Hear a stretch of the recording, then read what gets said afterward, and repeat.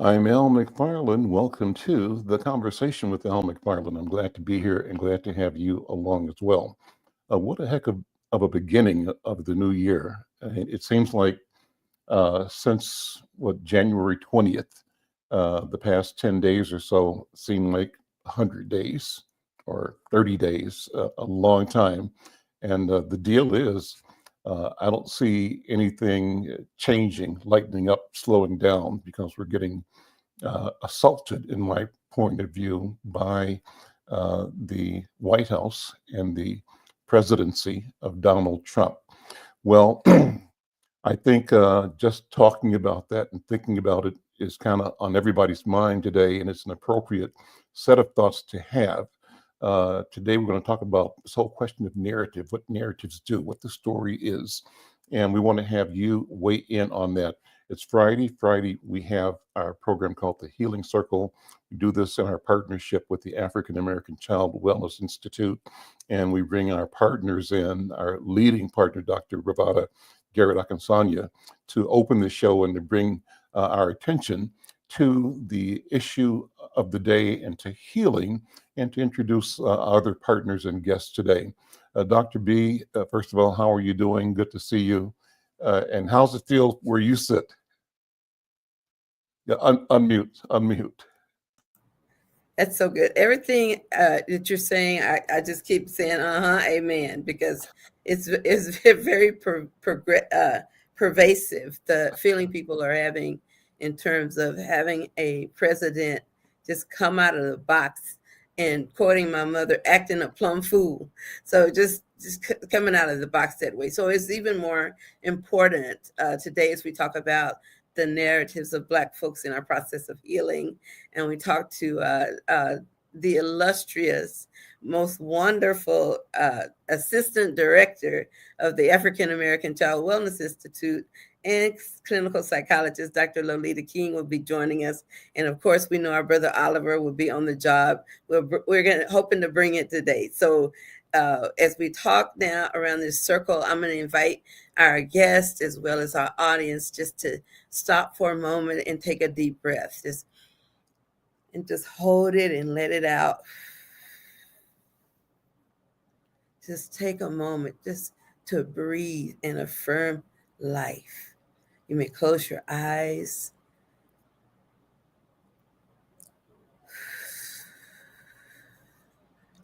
And I ask people in our group to just look to your right and notice you're in a safe place. Look to your left. Notice you're in a safe place. Look behind you. You will notice you're in a safe place. Notice your feeling on the ground, so you're grounded. You're feeling in the chair. You're supported. And allow yourself to be in the present. As we are in this circle, the reason African people use circles is because there is no hierarchy in the circle. There's no beginning and no end, no top, no bottom, and everyone in the circle has equal access to the space of power and voice, which is the center of the circle. As we join in this circle today, we acknowledge our elders for those of the shoulders we're standing on. And we acknowledge our ancestors for those of the shoulders that our elders stood on. And also honoring our ancestors because they are closest to our Creator. So our connection to each other, to the earth, no matter where we come from, is broad and endless. And in this circle, as we talk about healing, recognizing that it is our opportunity and our gift to enjoy the journey of healing together. And with that, I say thank you. Ashe, Ashe, Ashe. And I hand the talking stick to my brother, because when this circle, we use a virtual talking stick, although we may be miles away. We pass the stick along to each speaker. And if the spirit so moves and you need the stick, just ask for it. And we would gladly pass it back to you. So welcome to the circle and to our healing this Friday. Thank you, Brother Al. Bye-bye, Al. Well, let's bring in Dr. Lolita King-Bethel and Dr. Oliver Williams, our colleagues today. Welcome to both of you, Dr. Williams, Dr. Lolita King-Bethel. Thank you for being here. Happy New Year to you. Before we sort of get into the topics today, let me share what I have in my notes about the illustrious work of Dr. King-Bethel. And they include that, let's see, she is the, as Dr. B said, the Assistant Director of African American Child Wellness Institute. She's the recipient of the John T. Taborn Award for distinguished contributions to Black psychology. And she's got over 30 years of clinical experience. She specializes in trauma-informed, culturally responsive care and narrative therapy approaches that empower individuals and communities. So we're going to explore how storytelling and cultural context and mental health intersect to foster healing, resilience, and empowerment. And before I pass the talking stick to both of you, Dr. Oliver and Dr. King-Bethel, I want to just throw out things that are kind of on my mind that I think are on the public mind at the moment. I think my microphone is a little off there, trying to get it to sound straight. But the things that are top of mind because of the news and the time that we're in, my mind and my heart are going out to the families who lost lives and lost loved ones in the horrific crash in the Potomac outside of Reagan Airport in Washington, D.C. And I'm conflicted and torn at the response to that and how the MAGA right is using this horrific tragedy to throw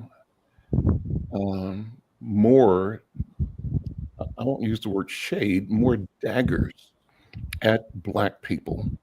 And what I'm hearing from what the president said in his press conference and the things I've heard from his transportation and other officials is a suggestion that diversity, equity, and inclusion are probably responsible because the best and the brightest and the gifted were not in control in this event. I may be saying it wrong, but the suggestion is that if it weren't for lowering standards and allowing people otherwise not qualified to be in these technical positions, it wouldn't be a problem like that. I take offense. I take offense with that. And the question is, how do I respond to it in a way that doesn't put me on the same level as that group, the MAGA group, as the president? Because I believe I need to stay focused on imagining and working towards civility, prosperity, truth, and the emergence of my own identity and potential as a human being. And I cannot surrender that to skullduggery. That's what we're being served now by the president of the United States, in my view. So that's one thing. Then that comes atop this deluge of executive orders. He's submitted X number of executive orders the first hours and days of his presidency, plain to see that he hasn't read them. They're telling him what it's about. 2 sentences, he signs them. It's a show, but they all have potential catastrophic impact on our people in particular, but on Americans and the world in general. So as this unfolds, how much of this is just performative theater that we should figure out how to not be, what's the right word for it, immobilized by, but how much of it should we pay attention to? And if and as we pay attention, what does that mean in terms of our protecting our identity, our sanity, and continuing to be healed individuals. Well, that's a lot. Let me start by saying welcome, Dr. King-Bethel. I'm going to pass the talking stick to you, and good afternoon. Good afternoon.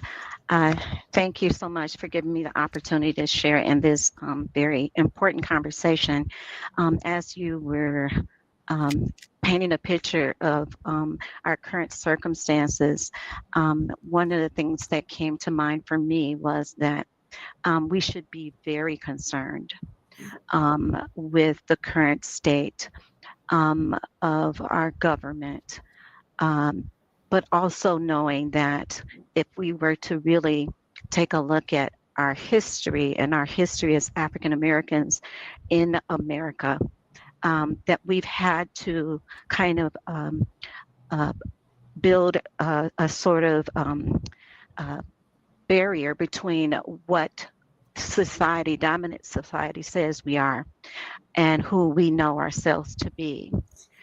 And one of the things that I really love about narrative therapy is that it takes a post-structuralist view of what it means to be a human being in general. So it says that all of the beliefs and the so-called truths that the dominant society has created, they're socially constructed, right? And so that means that whatever the dominant culture and who those in power says is truth becomes truth over time. So it's a myth that becomes truth.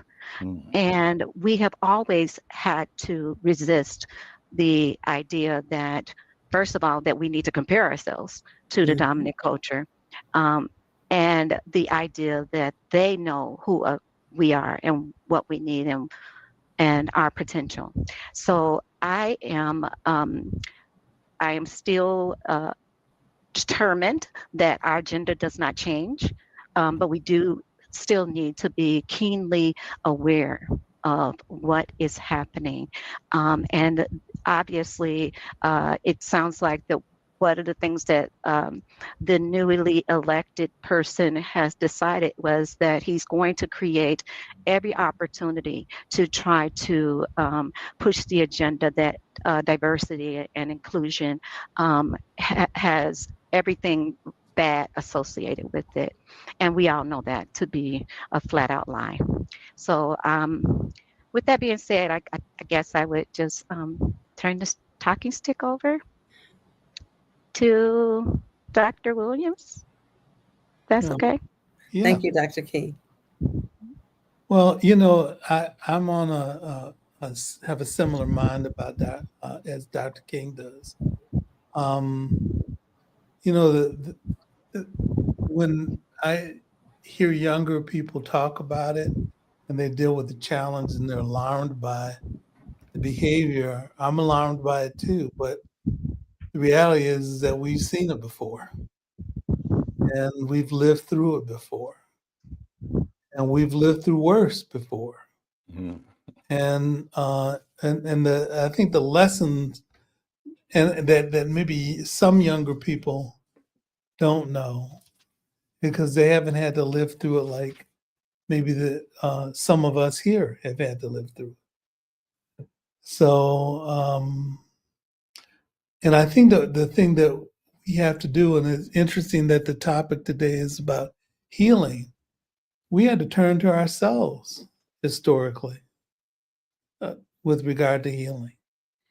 And we have to do the same thing now, and so maybe what we need to do as elders is to show young people what that means and to give examples of what it means to heal. So if we're dealing with violence in the community, we have to figure out how to be peaceful and nonviolent in the community.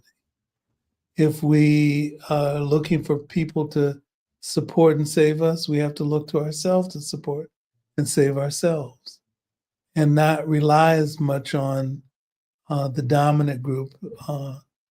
And although, I had to tell you, I've benefited from a lot of the wonderful things that have happened in the country, during my life.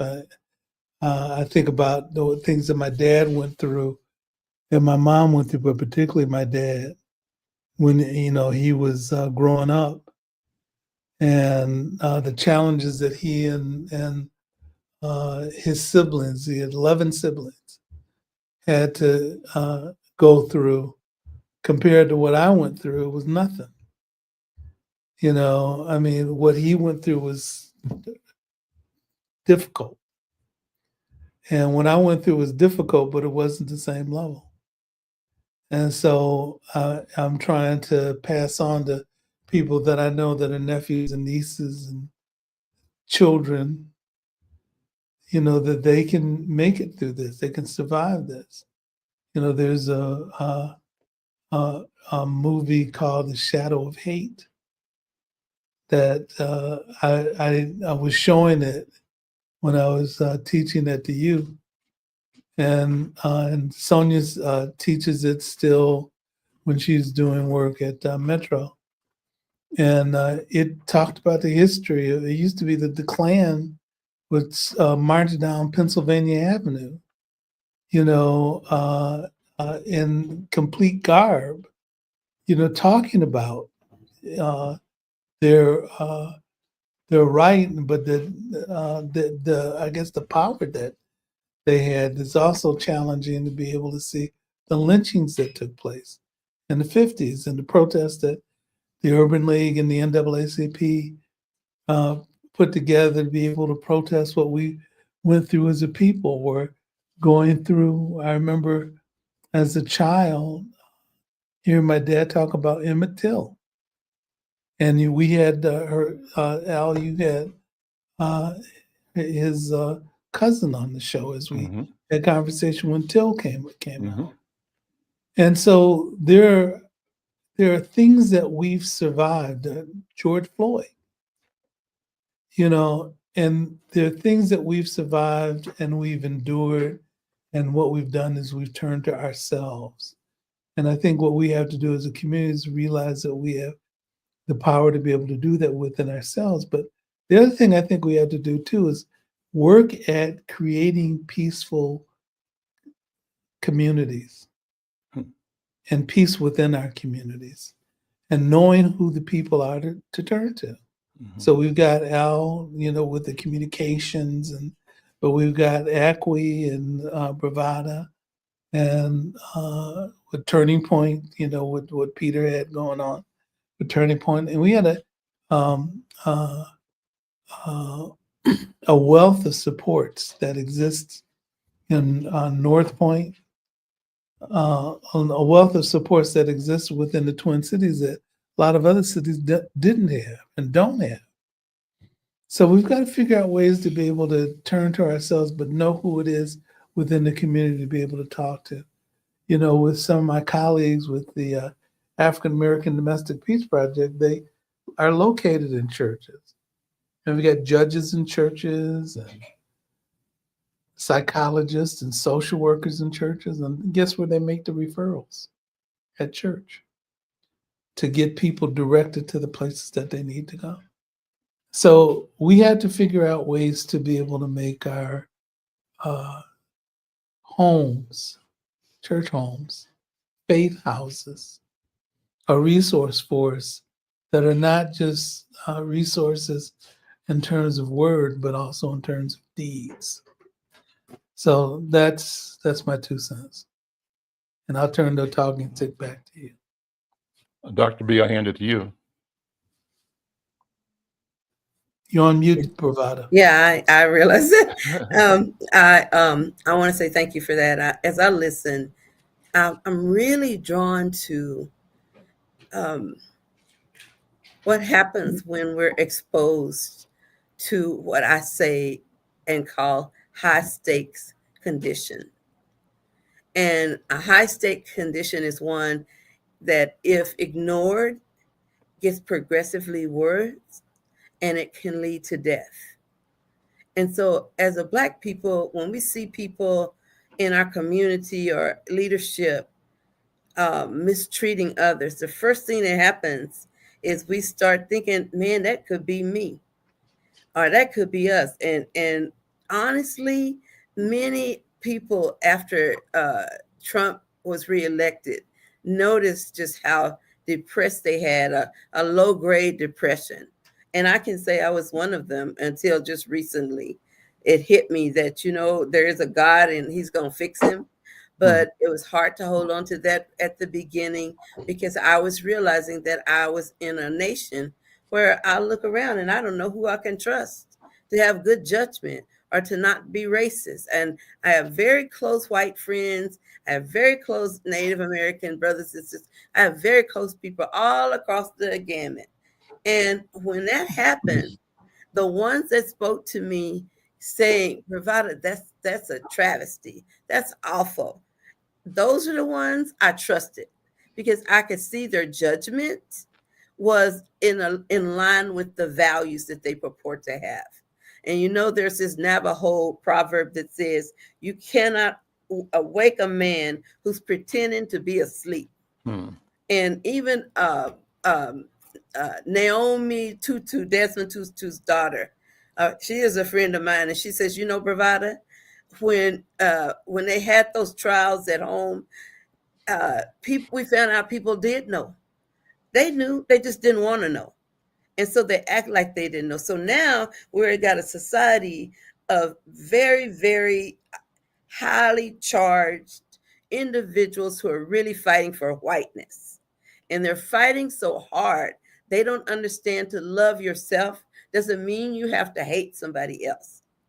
That's the lesson we have to teach, not just about how to manage hate and recognize it, because as psychologists, we have found that, the research tells us that if somebody is mean to you, calls you names, discriminates against you, bet your brain literally looks like the same brain as someone who has been physically assaulted. Just your brain is already so injured.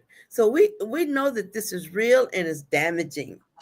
And so we have to have the kind of narrative that can help talk us down from that ledge of hopelessness. And that's what I think Dr. King is trying to teach us this week, about how you tell that story, how you claim that story can be a vessel toward your healing. So I'd like to pass the talking stick to her just a minute so she can, hit it and let us know what's up. Here's the stick, sister. Okay. So as I mentioned earlier, narrative looks at the fact that our stories matter, right? And that our stories are multi-layers. So oftentimes society tries to give us one narrative or one single story, but we have so much more to our lives than that. And if we only believe one thing, and that one thing is negative, then we become whatever that problem is. So we merge our own identities with what the society says we are or we are not. And because we come from such a great oral tradition as Africans, we know that there's a sense of empowerment when you get to tell your own story and your own truth. And you have a sense of identity and connectedness when you create it for yourself, right? It creates a sense of inner peace.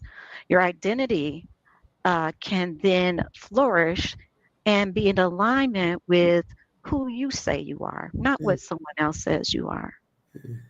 And that being at peace and having that alignment with my identity matches my values, and it has nothing to do with whatever someone else says, then we are able to be empowered and to move forward. And then you'll see, if we're looking at prescriptions for our community in terms of violence, we'll be able to see that there's a far greater sense of peace among us and a connectedness that we seem to have lost to a certain degree with our youth.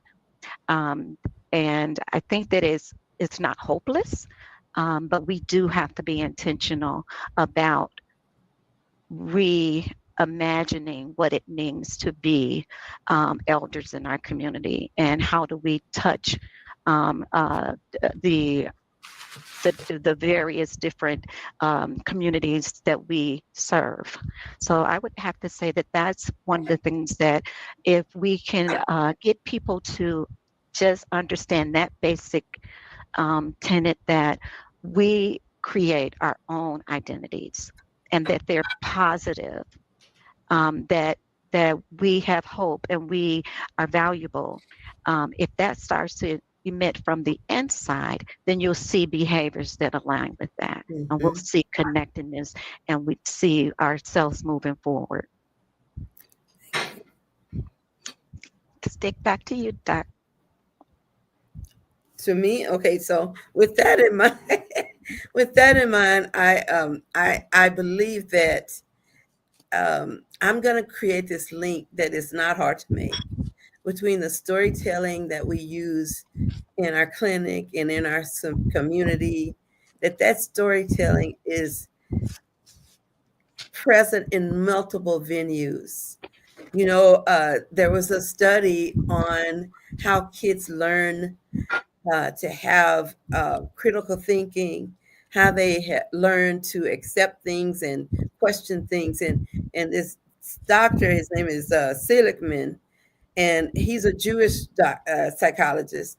And his belief, especially after, Hitler and the experience of his community, his belief is that no matter what we're going through, we need to have what he calls an attributional style. What do we attribute good things to? What do we attribute bad things to? And the studies show that when we attribute negative things to us, but positive things outside of us, we don't have a sense of efficacy or power or control. And coming out of the Holocaust, which we had our own, coming through that process, they realized that some people made it by changing their narrative. They renamed what was happening around them. And he found that in that study that, guess what? You learn your attributional style first from your mother. And so I'm going to pull that in as we all think of the dynamics of our own mothers and how they helped us to learn about the world and who we were in it. Some of us didn't have good stories or positive narrative, but many of us had stories of resilience. So I'm going to pass the talking stick to my favorite conversationalist, Baba Al. You got the stick now, brother. Thank you, Dr. B, and thank you, Dr. Oliver and Dr. Lolita. Thank you for this great conversation. I've been sending notes to LinkedIn and to Facebook, inviting people to join the conversation. So let me take a second to say, if you are connected with our YouTube live stream right now, take a minute, if you would, and send a message on Messenger or your Twitter account, or however you connect, and invite people to join the conversation. This is about us being together, us having good conversations, difficult conversations, but necessary conversations. And so I'm pleased that we are sitting here in conversation right now around the question of narrative. And I'm not sure I'm going to respond exactly to your question, but as you were speaking, and as Dr. Lolita was speaking earlier, I had questions about when narratives compete. Dr. Lolita, you said that one of the things is to not compare us to other people. But what is relativity in this space? How do you stay focused on who you believe and know that you are, and what it is that gives you that knowledge, that vision, and what it is that at one level you hope becomes unshakable, but you also have to acknowledge, as you said, that you're operating in a social structure that is massive and that has an intention relative to who you are and who you are not, and who it doesn't want you to be, in our case, right? And so, you know, if you would just talk about that, how's that tension? What do we do with that tension? And how do we stay focused? In the back of my mind, as I ask the question, I'm thinking about what I've been learning and hearing. I'm a fan of this organization called Narrative with a K, with Dr. Greg Carr and Dr. Karen Hunter. It's on YouTube and other social media platforms. But they always say, as we discuss issues, what does the discussion have to do with freedom?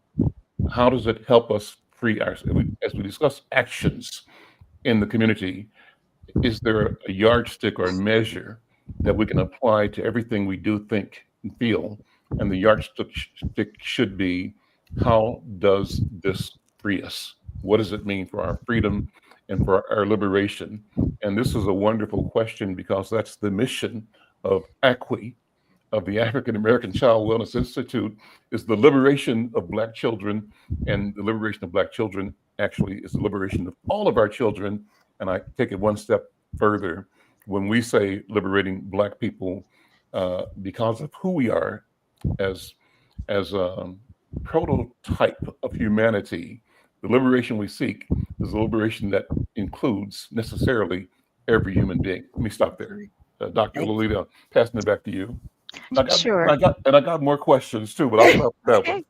Okay. I think I jotted down the majority of that, so I'll try to address the points that you made and the questions and the inquiry.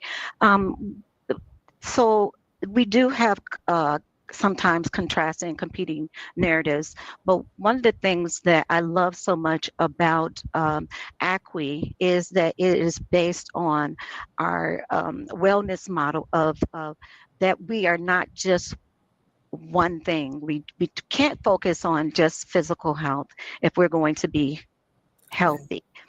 We have to look at our mental. We have to look at our spiritual health. There are so many different things that I think gets missed when we kind of dwindle our identity down to one thing.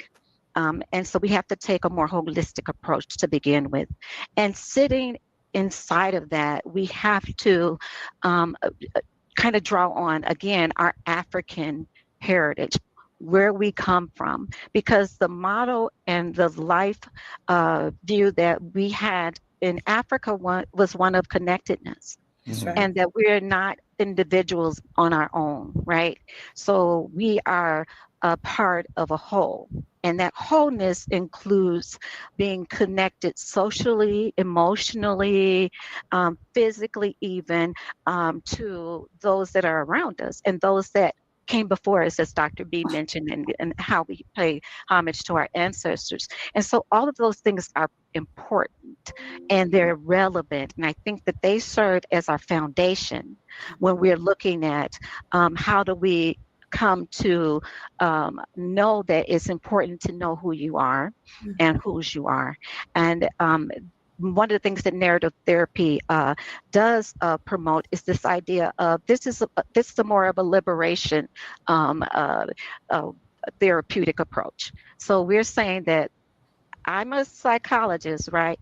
But when that person walks into my office, there is not a top down. I'm a consultant, because people are experts of their own lives. Most of the time, if we were to give people space and opportunity, they can figure it out. We've been in survival mode, so we can figure some things out.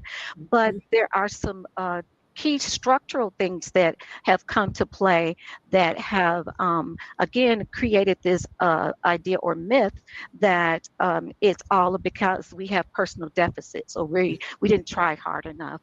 And when we're able to deconstruct and dismantle all of those different oppressive scripts and practices from the dominant culture, a person can start to accept and embrace their own personal power. The other thing about narrative therapy is the idea that we're not in this alone. So even if I've made it as a person, so-called made it. I didn't get here by myself.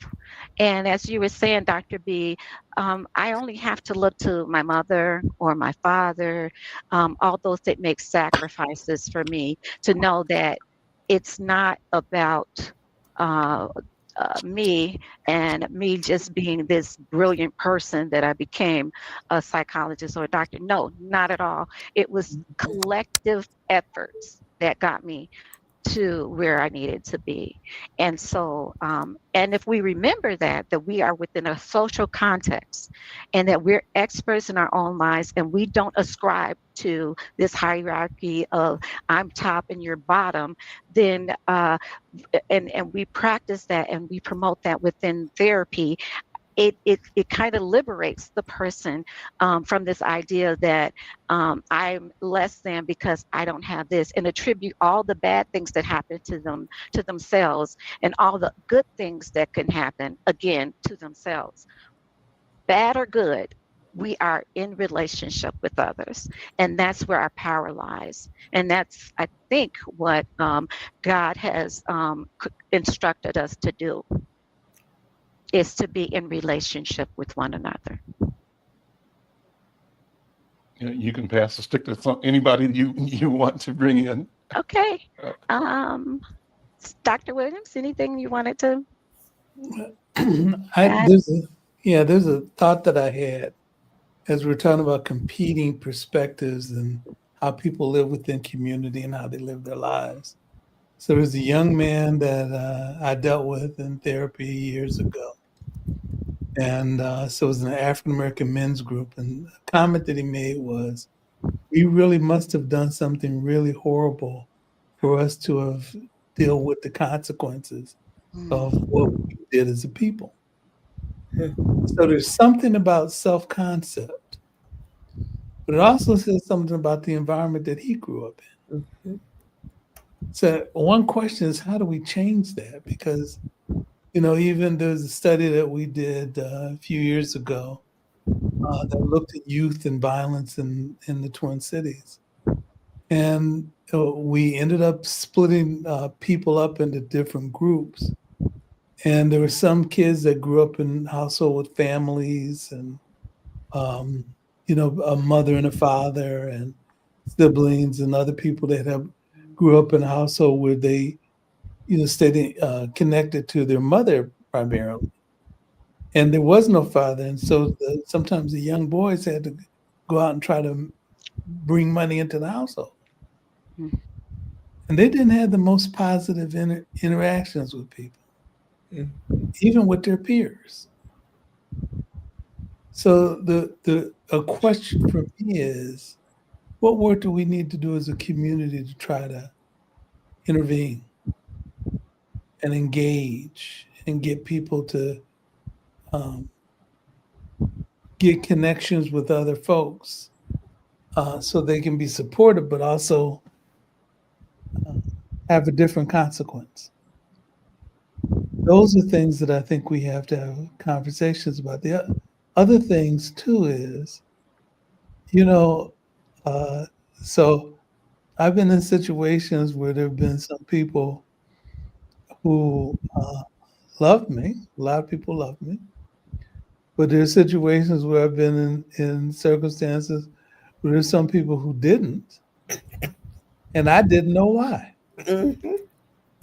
And the question, and then, so there's the thing, when I was directing the Institute on Domestic Violence in the African American community, we had a lot of people that were bright, and some of the leaders in the field on violence, and they were really smart folks.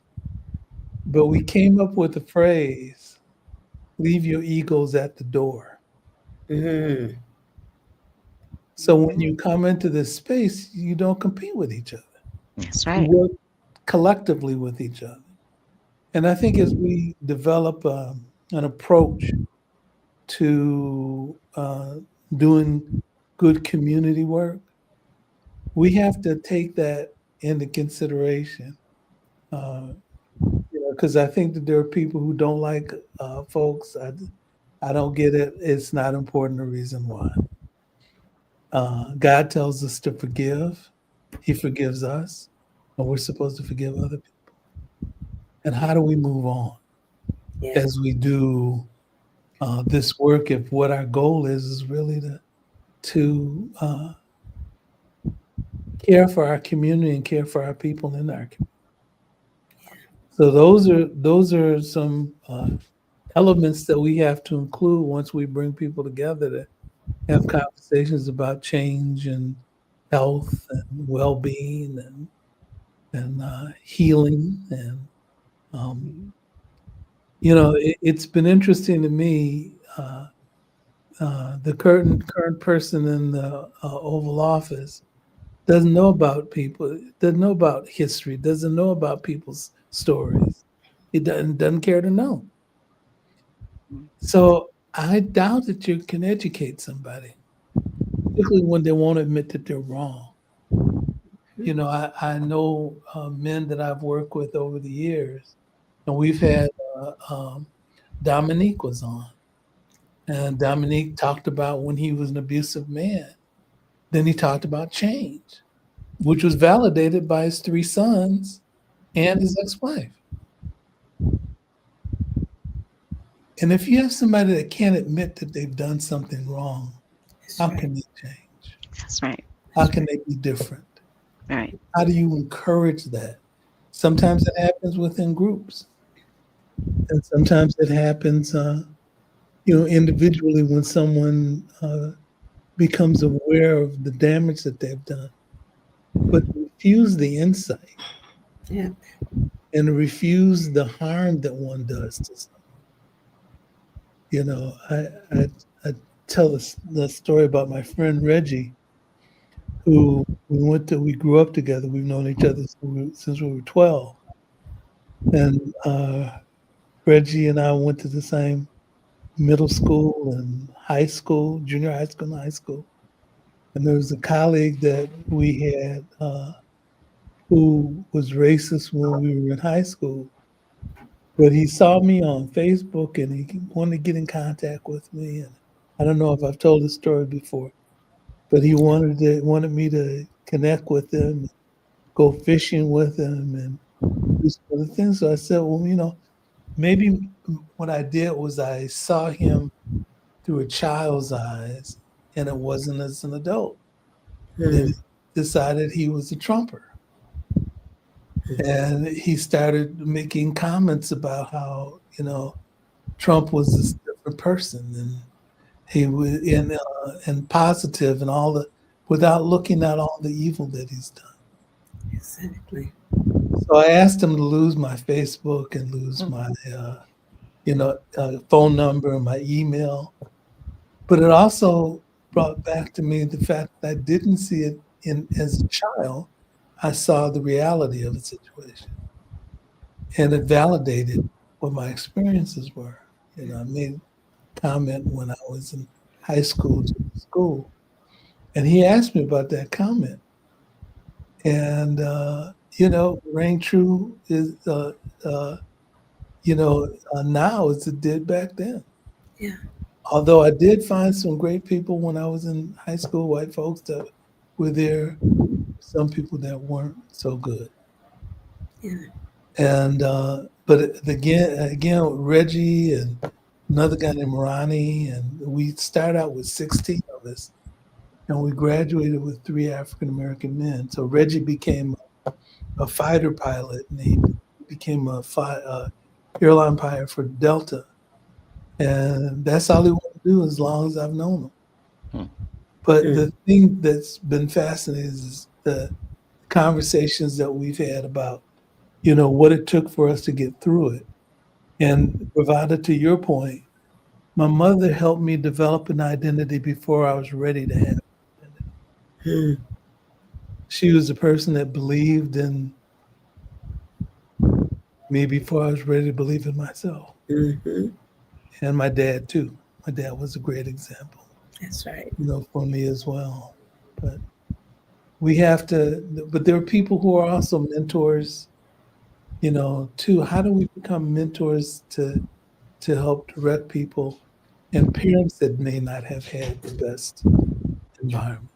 to, well, how do we host spaces for them? So those are things that the work that we have to do in the next few years. Can I just get the stick for a second? I'm reacting over here because I think what I think what's happening internally with me is the deliberate nature of harming others. It seems to be planful and thought out. Or even if it isn't, it's like a bull in a china shop. It's tearing down things that are very delicate and precious. And those things are our babies and our families. They're our dreams and our hopes. Those are the things that are delic- delicate and precious. And when you knowingly see people that you used to think were quote unquote good, open minded people cheerleading someone who's like a bull in a China store, either they don't have the insight or they don't have the care. And so I was trying to think of what do we do, and I can't remember my grandma Allison. She's the one that taught me about uh, the figurative meaning of stepping on somebody's toes, and she told me that my brother Douglas had stepped on my toes figuratively, not literally, and that he could do it on accident or by on purpose. But in any event, my toes still hurt. And my job, whether it was accident or on purpose, is to say ouch. And something he's supposed to say, I'm sorry, and not do it again. Well, I think Trump has heard a lot of ouches. And I frankly don't think he gives a hoot.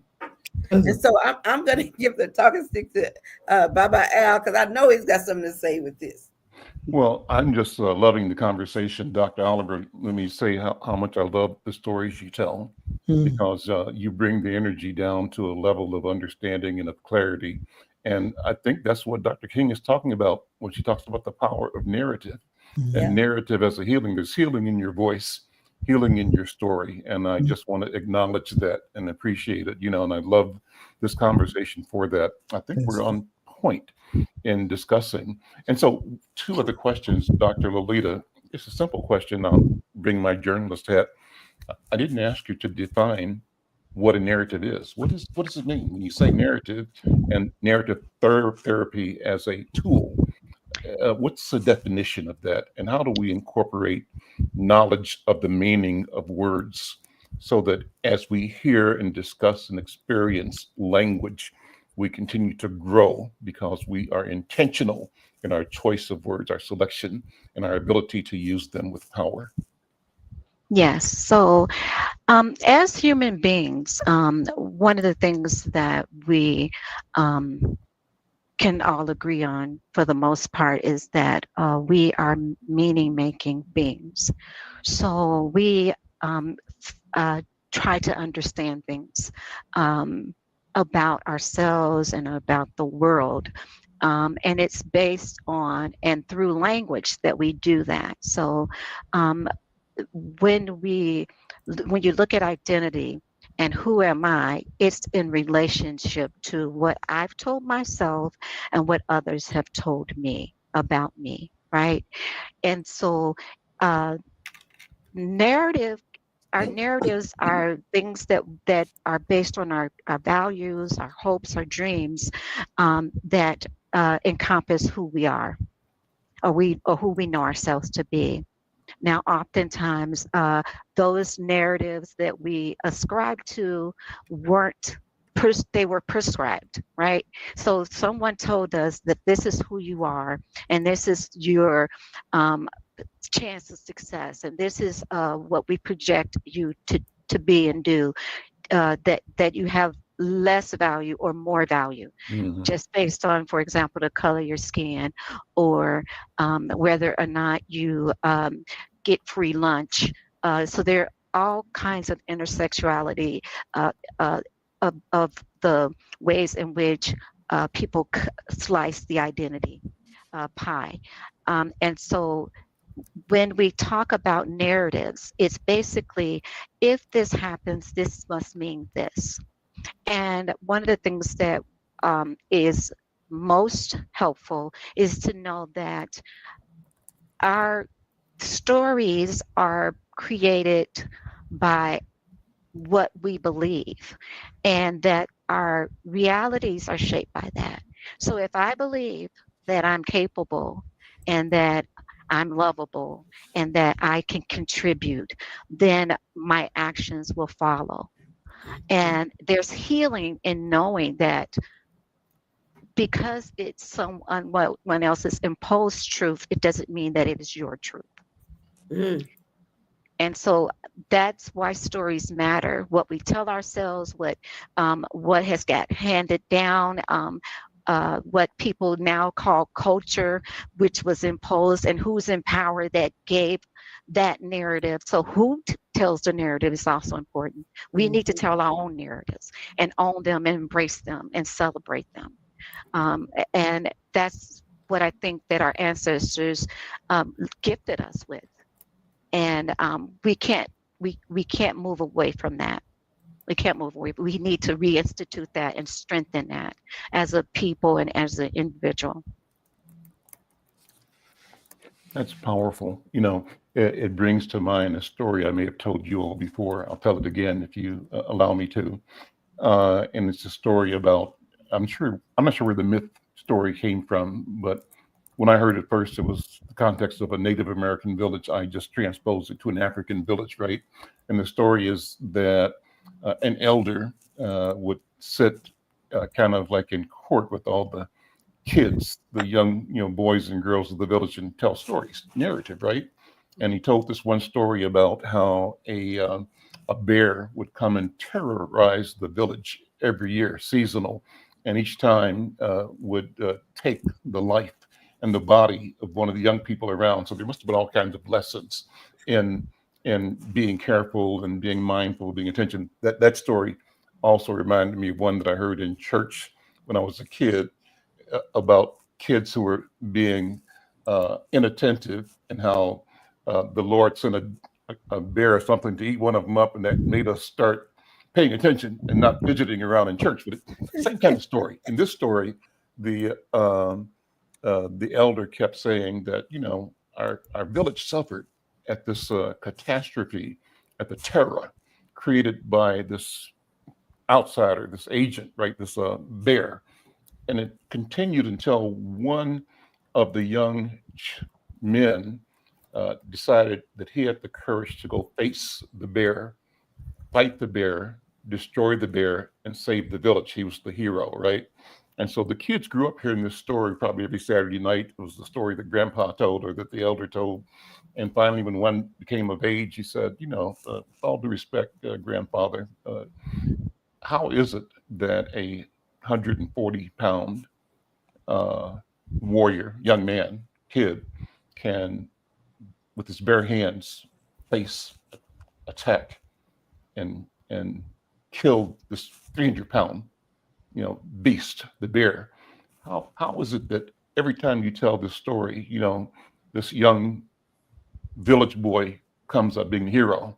So the grandfather says this is the teachable moment. When the bear can talk, the bear can win. That's a powerful lesson. I love that. So the question is, when I'm saying that, I say, look, brother bear and brother and sister bear, when are we going to talk and tell the story? So the outcome will be different. You can say it any way you want to, but that's the point. That's the power of narrative. Who's telling the story, and that's why it's important to tell the story, because the story could be one that keeps you immobilized, disempowered, incapable, and believing that as a character trait that defines who and what you are. And that is what we must destroy in our own minds. And the tool for destroying that, as you say, Dr. King, is alternative scripts, narratives that show us as winners, right? Yes. And winning doesn't have to be what they said winning was. We can bring a new sense That's right. of what it means to win. Because I think about, my winning doesn't mean I have to defeat you. For me to win doesn't mean you got to lose. That's right. The That's it. winning, the winning I'm looking for is one that lets me be my full, complete self, but also requires me to know that I cannot be that until I've done all I can to make you, not make you, but enable you to be your complete full self as well. And until you are free, I cannot be free. That's Woo, what I teach think. now. Right. That's it. Yes. Well, That's there's a it. comment that I've been paying attention to that Martin Luther King says, don't allow anybody to give you the impression that you're not worth anything, that you don't count, that you don't matter. I always believe that you do count and that you do have some worth and some important. And I used to get that from my mother because we would she'd go to listen to him speak. She would get his books. She'd get his albums. When you watch Dreamgirls, that thing about Martin Luther King had an album that got a Grammy or something, and we would listen to those things. When I was a kid, and those things had import and frame things. I also was telling my son Sam when I was a kid, I was in college. I got a chance to sit at the feet of Stokely Carmichael Mhm.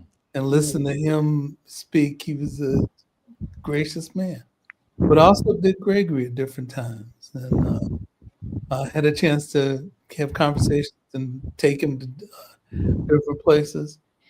And I met Coretta Scott King when I was a kid, and met Andrew Young and a few other people. And those things, I think, influence the way that you think, not only being attentive to certain things, but the fact that there are people that you respected that had good things to say and that you could be engaged by that. And I think that's the other thing that we need to do. How do we end up, producing some of those things? Some of the things that Gary Hines has developed with the sounds of blackness, the music, Mm. and the music that we can listen to that have good um, content and context are things we need to continue to do and get young people to pay attention to and old people. Tell it now. Yeah. Yeah. I think that one of the things that you said, Mr. McFarlane, was this alternative story, and that's what we look for in narrative therapy, and that's what's so empowering. Is that most of the time people come in with their problems, right? And not only do they come with this problem, they believe they are the problem. Teach They now. can't separate identity of who I am as opposed to what I'm experiencing, things that they may have had a hand in or things that happen to them. And when you are able to tear apart the things that have nothing to do with you as a human being, you didn't decide on your race, you didn't decide on your class, you had very little control over those things. There is an alternative. What it is that is opposite of those things that society tries to make you believe about yourself, about your potential, about your culture, and I think when we do that, we do it really well at ACWI and as a people. And we, again, like you were saying, we don't want to be in this competitive mode, this scarcity mode. There's enough for all of us. There's enough of what we need for all of us. God has provided that for us. And if we can remember that, and that we know, and I always say, just if my light is shining bright, that doesn't diminish yours. But what it does is that it can multiply exponentially our light if we collectively look at how we fit together and how that honors not only ourselves, but our community, our ancestors, that we would definitely be unstoppable. And I'm hopeful. I'm hopeful that if we can stop the further divide amongst us, and that we keep trying to reach in love and intentionality, I think that we will overcome this administration.